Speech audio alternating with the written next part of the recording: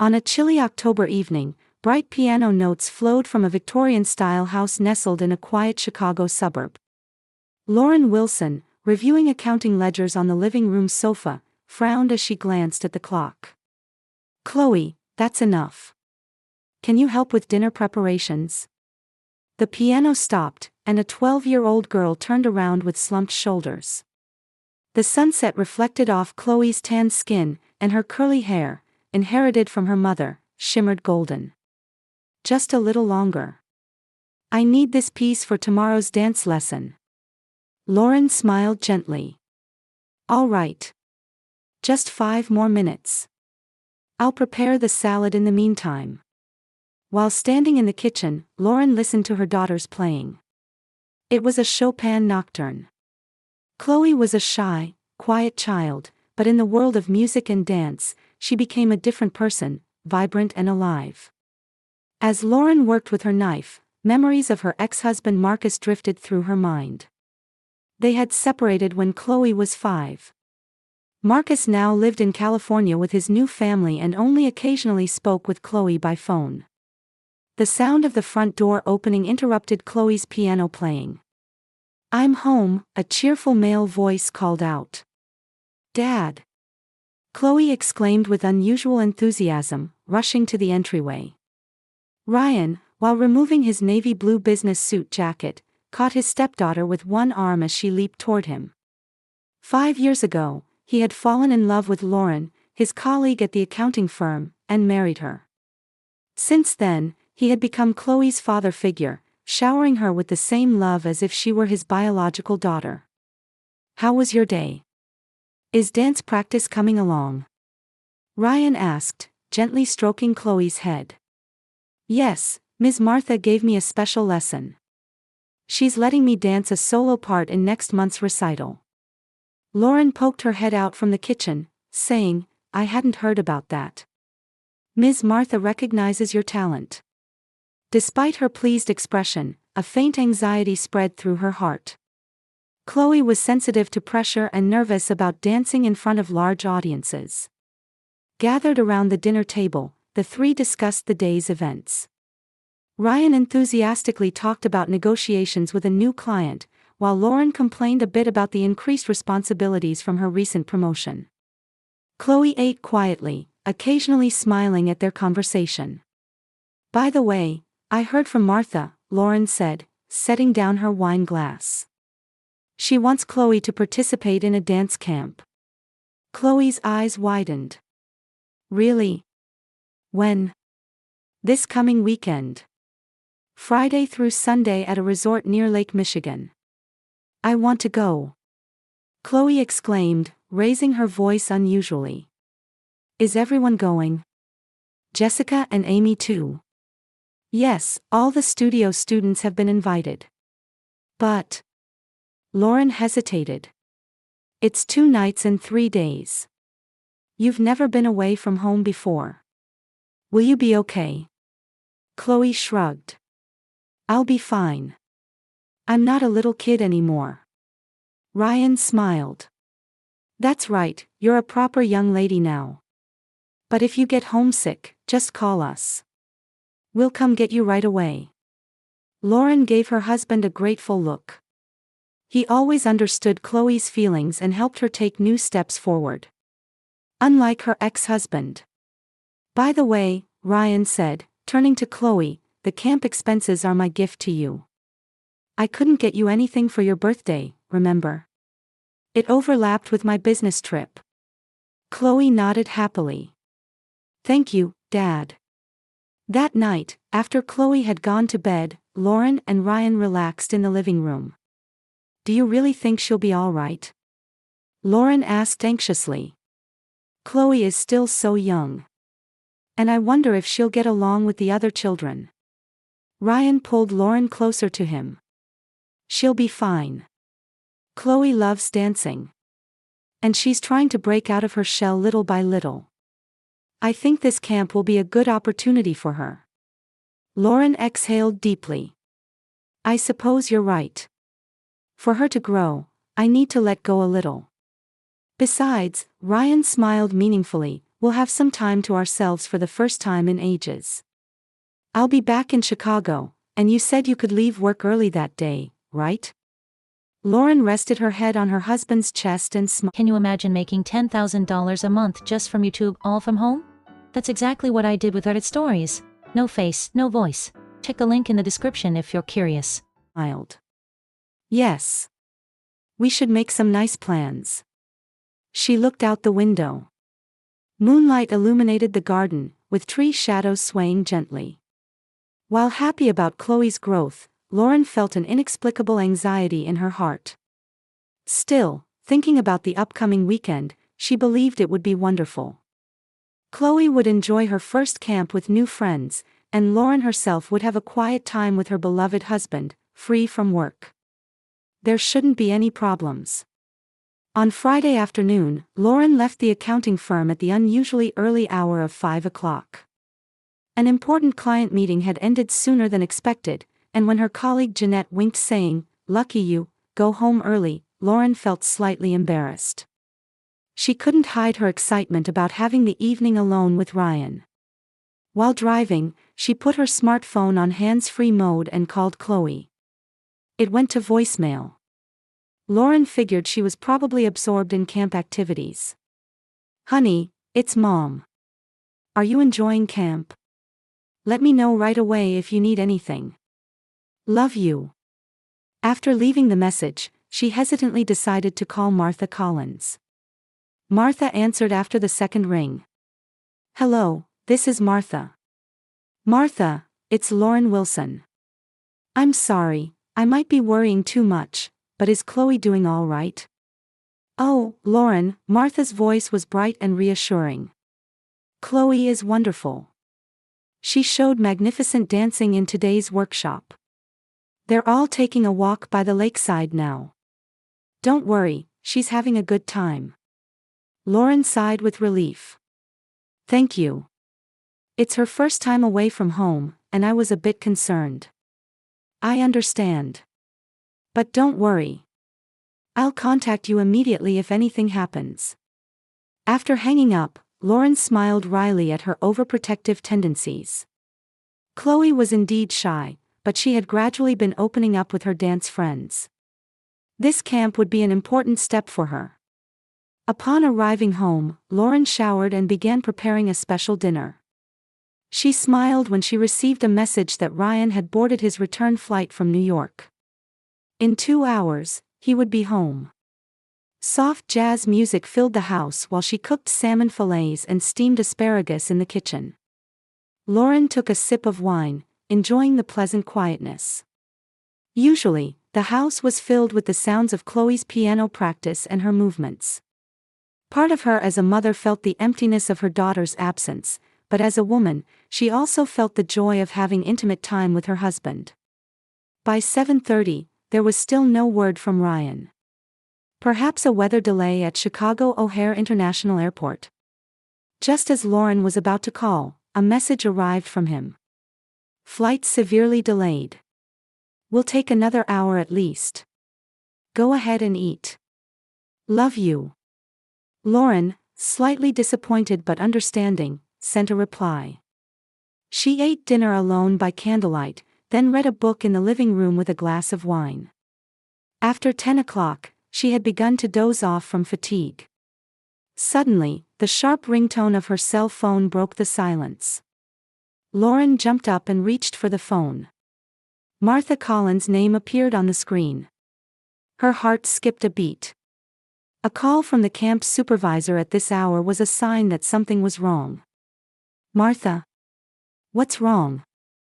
Her voice was tense. From the other end came heavy breathing and faint sobbing. "Lauren." Martha's voice trembled. "I'm sorry, please come right away. Please." Cold fear ran through Lauren's body. Did something happen to Chloe? Is she hurt? Sick? "Martha, talk to me." She is. Martha's voice was breaking. "She's okay. Physically fine. But, please, I want to talk in person. Over the phone is. I'm coming right now. I'll be there in 30 minutes, Lauren was already standing, putting on a cardigan. Where are you? Tell me the exact location. Martha gave the camp facility address and again pleaded, please hurry. After hanging up, Lauren left a voice message for Ryan. Honey, I got an emergency call from Martha. Something's happened with Chloe. I'm heading to the camp facility. I don't know the details, but I'll call when I get there. Driving down the dark road, terrifying scenarios appeared and disappeared in Lauren's mind. Martha had said, physically fine, but what did that mean? A mental issue? Bullying? Or, was it something even more frightening? As she approached the lake, the roads became more winding with fewer streetlights. Following the GPS instructions, Lauren turned onto a narrow, unpaved road. Pine trees cast eerie shadows in the moonlight. After the final curve, Lauren spotted a large wooden lodge. Several cars were parked in the lot, and some windows were lit, though most rooms were dark. The children were probably already asleep. As she got out of her car, the front door opened, and Martha rushed out. Her usually perfectly arranged hair was disheveled, and her red, swollen eyes showed she had been crying. Lauren, thank you for coming, Martha said in a hushed voice. What happened? Where's Chloe? Lauren asked desperately. Martha took her hand and squeezed it tightly. Her hand was cold and trembling. Chloe she's with her friends. She's okay. But there's something I want you to see, Martha's voice was unsteady. No matter what, please love Chloe, she's very frightened. Lauren's anxiety peaked. Martha, tell me clearly. What's going on? Martha took a deep breath and looked straight into Lauren's eyes. Rather than me explaining, you should see for yourself. Follow me. She led Lauren into the building. The hallway was dimly lit, with all the children's room doors closed. They headed toward a communal area and stopped in front of a small conference room. The door was ajar, with faint voices coming from inside. Martha squeezed Lauren's hand firmly and said, "Stay calm, but please look into that room." With her breath caught, Lauren carefully peered through the half-open door. Her heart was pounding violently in her chest. In the conference room, several cushions were arranged in a circle on the floor, with Chloe and 3 classmates sitting on them. A soft lamp like a candle was placed in front of them, casting a pale light on the children's faces. The first thing Lauren noticed was Chloe's red, swollen eyes. She had clearly been crying.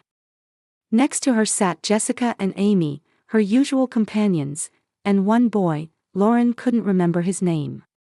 All 4 had serious expressions, seemingly engaged in an important conversation.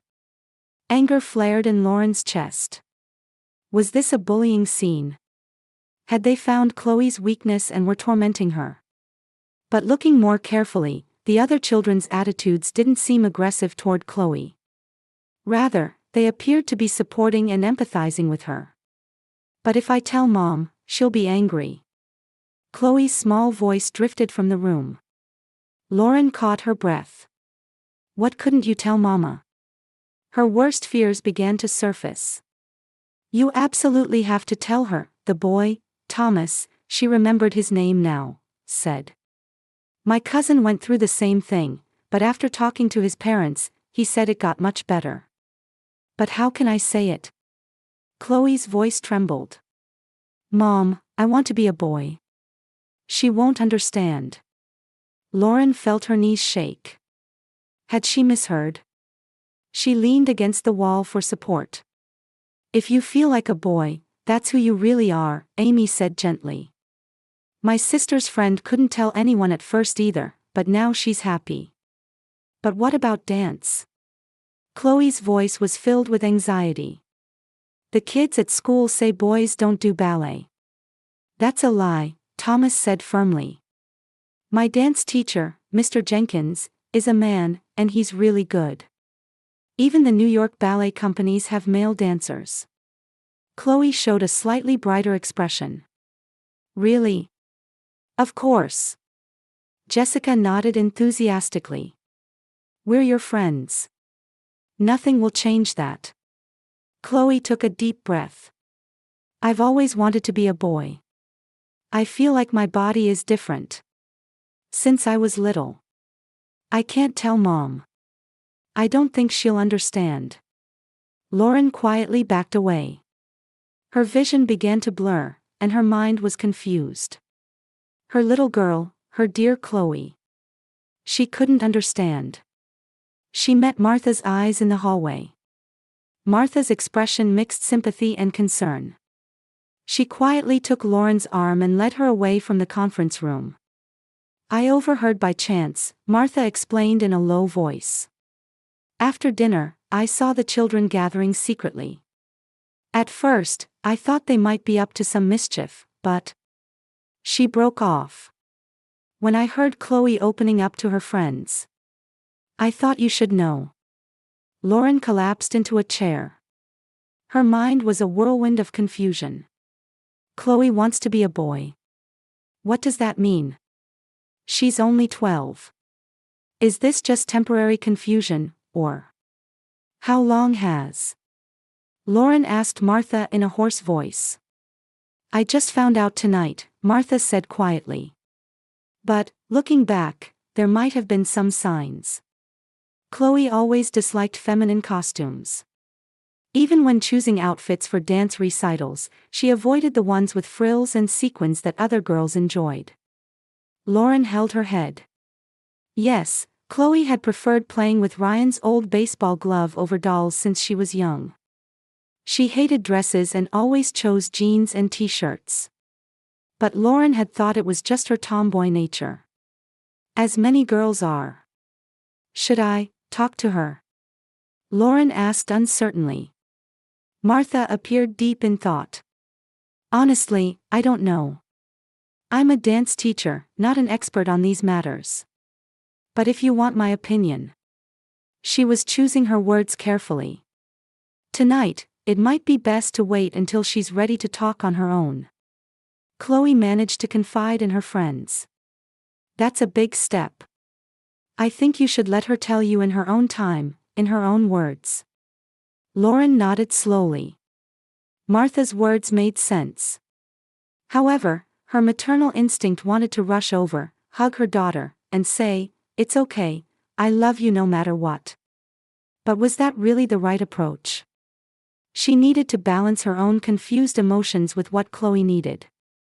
Then I'll stay here tonight, Lauren decided. Tomorrow, I'll take her home. And think about what to do. Martha sighed with relief. There's a vacant room. I'll tell Chloe you arrived late and we'll have breakfast with her tomorrow. This way, she won't be upset. Lauren tried to show a grateful smile, but couldn't manage it. Her heart was heavy, and her head full of questions. Thank you, Martha, for telling me, she forced out. I think you did the right thing. Martha lightly squeezed Lauren's hand. Chloe is a wonderful child. Talented, brave, and honest. She'll be happy, with an understanding mother like you. Lauren felt tears welling up at those words. Could she really understand? She was confused. Scared. But one thing was certain, she loved Chloe. And that love wouldn't change. As Martha guided Lauren to a small guest room, she looked back one last time at the room where Chloe and her friends were. Their faint voices. For children empathizing with and supporting each other. Her daughter had found understanding from her friends. That was at least reassuring. Left alone in the room, Lauren sat on the edge of the bed and took out her cell phone. There were several missed calls from Ryan. She took a deep breath and called him. The moment she heard Ryan's voice, the emotions that had built up inside her poured out. Honey, she said in a trembling voice. We need to talk about Chloe. Sunday afternoon, Lauren and Chloe were heading home in a quiet car. Outside the window, Lake Michigan's blue waters reflected the sunlight, creating a dazzling brilliance. For the remainder of the camp, Lauren hadn't said anything to Chloe. Following Martha's advice, she was waiting for her daughter to be ready to talk on her own. "Did you have fun?" Lauren attempted to start a natural conversation. "Yes," Chloe's reply was short, her gaze fixed outside the window. Silence spread through the car again. Lauren recalled her long phone conversation with Ryan. Though surprised, he had taken it calmly. "Whatever Chloe feels, she remains our child," he had said. "All we can do is love and support her." Entering the suburban neighborhood of Chicago, the car stopped in front of their Victorian-style house. Ryan was waiting at the entrance. "Dad!" Chloe jumped out of the car and hugged him. "Welcome back, champion," Ryan smiled as he lifted her up. "How was camp? Did you learn any new techniques?" Chloe nodded happily and went into the house, talking about dance. Lauren took the bags from the trunk and approached her husband. They gazed at each other silently, and Ryan gently embraced her shoulders. "Are you okay?" he asked softly. "I don't know," Lauren answered honestly. "But we'll manage, we have to." That evening, after Chloe had gone to bed early, Lauren and Ryan talked over wine in the living room. "When do you think we should talk to her?" Lauren asked anxiously. "No need to rush," Ryan said cautiously. "Let's wait until she's ready. But we shouldn't wait too long either. She thinks we don't know anything, so she might be living with fear and anxiety." The next day, Chloe went to school, and Lauren worked from home. However, she couldn't concentrate on work. Her mind was full of thoughts about Chloe. In the afternoon, she was searching on her study computer for terms like children and transgender, and children's gender identity. The more she read, the more she understood Chloe's behavior over the past few years. Disliking girly clothes. Repeatedly asking to cut her hair short. Preferring to play with boyfriends. Preferring to be called mama rather than mother. All of these might have been indicating something. When Chloe returned from school, Lauren had made up her mind. She watched Chloe do her homework and prepared dinner. Ryan had messaged that he would be late from work. Tonight, it would be just the two of them. Chloe, after finishing dinner, Lauren encouraged her daughter to sit on the living room sofa. "I'd like to talk about something." Chloe sat down, looking tense. "What? Did I do something wrong?" "No, not at all," Lauren smiled softly. "I just want to know about you." "About what?" Lauren took a deep breath. "Is there anything you want to talk about lately? You can tell me anything. I'm your mom, and I'm on your side no matter what." Chloe's eyes widened, and her body froze. "Nothing, really."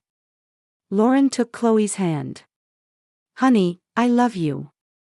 No matter what you feel, no matter who you want to be, that won't change. You're my child. My beloved child." Tears welled up in Chloe's eyes. "Mom, do you know?" Lauren nodded quietly. "At the camp, Ms. Martha accidentally overheard your conversation with your friends, and told me." The color drained from Chloe's face. I. She stumbled over her words. "You don't have to force yourself to talk," Lauren said gently. "I just don't want you to suffer alone if you're struggling. We're family. We can overcome anything together." Tears fell from Chloe's eyes. "You're really not angry." "I'm not angry at all," Lauren said firmly. "I'm surprised, and I might not fully understand yet. But I'm not angry. I love you." Chloe began to tremble slightly, and suddenly, she threw herself into her mother's arms. Her small body shook as she broke down crying. "Mom. I'm a boy," she said through her tears. "I've always felt that way. But I couldn't say it. I thought everyone would laugh. I thought I wouldn't be able to continue dancing." Lauren held her daughter tightly, feeling tears on her own cheeks. It's okay. You can be who you are. Nothing will change. That night, they talked for a long time. Chloe explained when she first felt different and what fears and anxieties she had been carrying. Lauren listened, occasionally asking questions, and above all, tried to understand. What do you want to do? Lauren finally asked. What would make you comfortable? Chloe thought for a moment and said, a name. I want to be called by a different name. A boy's name. What name would you like? A small smile appeared on Chloe's face. Kyle. I took it from Dad's middle name. Lauren returned the smile. Kyle, that's a lovely name. They discussed many other things. Clothes, school, how to tell friends and relatives. There were no easy answers, but they decided to tackle them one by one. Late at night, when Ryan returned home, he found his wife and stepchild cuddled together on the sofa, asleep. There were traces of dried tears on Lauren's face. Still, her expression held a peace he hadn't seen in a long time. The next morning, the three gathered around the breakfast table and talked as a family. Ryan didn't hide his emotions in front of Kyle, acknowledging his surprise and confusion while promising unconditional love and support. All right, Ryan finally said. Let's think about what to do together. We might need to visit a hospital. We can also consult specialists. But most importantly, Kyle, is that you feel comfortable and happy. We're always on your side. Tears glistened in Kyle's eyes. But they weren't tears of sadness, they were tears of liberation and relief. His face, freed from a burden carried for years, shone with a new light of hope. That afternoon, Kyle called Martha and told her he wanted to continue dancing. Martha gladly accepted him and suggested training as a male dancer. That night, Lauren stared at herself in the bedroom mirror. Her reflection was the same, but she herself had changed.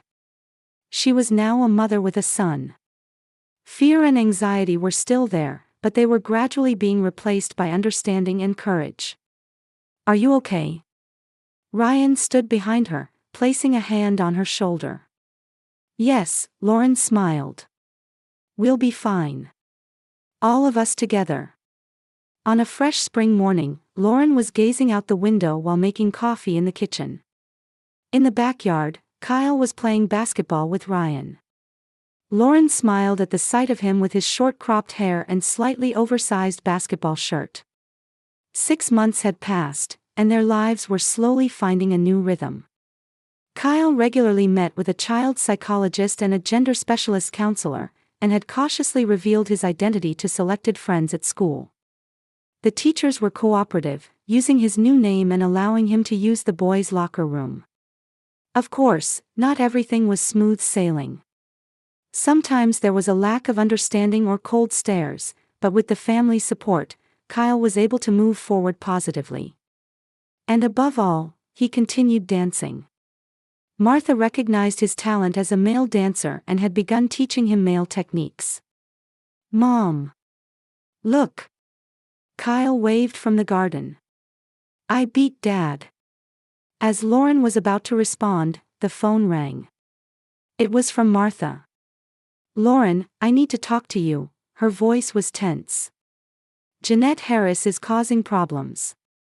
Jeanette Harris was another mother from the dance studio and one of the few parents who couldn't accept Kyle's change. What happened? She's been telling other parents that Kyle should be excluded from the girls' class, Martha sighed.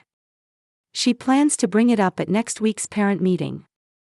Anger boiled in Lauren's chest. But at the same time, she felt tired. Being constantly on the front lines of battle wasn't easy. I understand, she said, firming her resolve. I'll attend that parent meeting. The next week's parent meeting was filled with tension. Jeanette firmly asserted her position, talking about traditional values and children's confusion. Several heads were seen nodding. Lauren took a deep breath and stood up. Everyone, I am Kyle's mother, she said quietly but firmly. My child has felt uncomfortable in his body since birth. Can you imagine how much courage it took for him to reveal his truth to us? The room fell silent. Dance is his life. It's his passion, his joy. Why try to take that away? Shouldn't we be teaching understanding rather than division? When Lauren finished speaking, Martha stood up and supported her. Other parents, one by one, expressed their support as well. Finally, Jeanette's own daughter Emma quietly said, "Kyle is my friend. I want to dance with him." A few weeks later, Martha's studio launched an inclusive dance program that transcended gender. And in the seasonal recital, Kyle danced a solo with dignity. Watching from the wings, tears shone in Lauren's eyes. On the way home, Kyle excitedly said, "Did you see? Mom, did you see? I didn't make any mistakes." "I saw, honey," Lauren smiled. "I was so proud." Upon arriving home, Lauren took out a scrapbook. It contained photos from the past 6 months, a record of the transformation from Chloe to Kyle. His smile in the pictures grew brighter with each passing day. Ryan sat next to her and put his arm around her shoulder. "It's been a tough journey. But worth it," Lauren said quietly. While they sat, Kyle ran up the stairs to polish his new dance shoes. Tomorrow, a new day would begin again. New challenges might await, but now they were stronger as a family. And that was the most important thing.